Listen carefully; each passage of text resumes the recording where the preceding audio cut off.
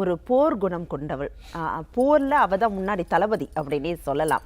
அப்படி இருக்கிறவ நம்மளுடைய எதிரியும் துவம்சம் செய்வாள் அப்படிங்கிறத அற்புதமாக நம்ம நேயர்களுக்காக சொல்லியிருக்கீங்க.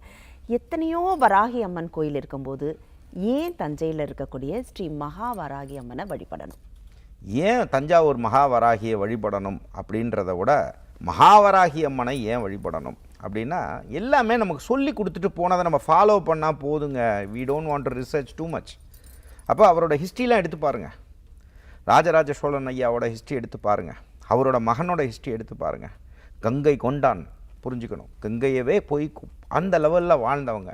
அப்போ அவங்கெல்லாம் கோனாக இருந்தவங்க. கோன்னா ராஜாக்களாக வாழ்ந்தவங்க. அப்போ நீங்கள் உடனே என்ன சொல்லக்கூடாது, அவரோட மரணத்தில் இப்படி இருக்கே, அவரோட பையனோட இதில் நிறைய ஹண்ட்ரட்ஸ் ஆஃப் பாசிட்டிவிட்டி இருக்கும். 100 நல்ல விஷயம் இருக்கும், 4 கெட்ட விஷயம் இருக்கும்.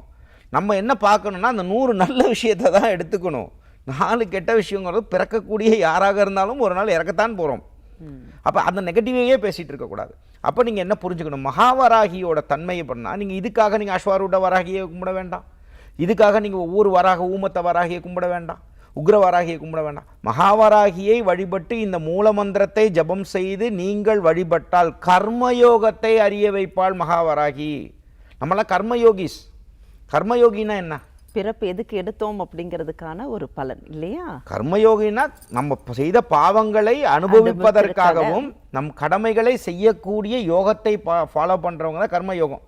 இப்போ இது பார்த்தீங்க அப்படின்னா சந்நியாச யோகம்ன்றது என்ன? எனக்கு குடும்பம் வேண்டாம், நான் சன்னியாசியாக போகிறேன் பார்த்துக்கோங்க அப்படின்னு சொல்கிறவங்களுக்கு இந்த இதெல்லாம் செட் ஆகாது, பொருந்தாது. நான் போராடுவேன், இந்த வாழ்க்கையில் நான் போராடுவேன், அந்த தெய்வத்தை வணங்குவேன், வணங்கி நான் ஜெயிப்பேன், என் பிள்ளைங்களுக்கு நான் நல்ல சாப்பாடு கொடுப்பேன், என் பிள்ளைங்களை நல்லா படிக்க வைப்பேன், என் ஒய்ஃபை நல்லா பார்த்துக்குவேன், என் பிள்ளைங்களை தலைமுறை தாண்டி நான் வாழ வைக்கணும், இது என் கடமை அப்படின்னு நீங்கள் ஒரு பெண்ணாக இருந்தாலும் ஆணாக இருந்தாலும் யார் ஒருத்தர் நினைக்கிறீர்களோ நீங்களும் கர்மயோகியே. அப்போ நீங்கள் வழிபட வேண்டிய தெய்வம் மகாவராகி.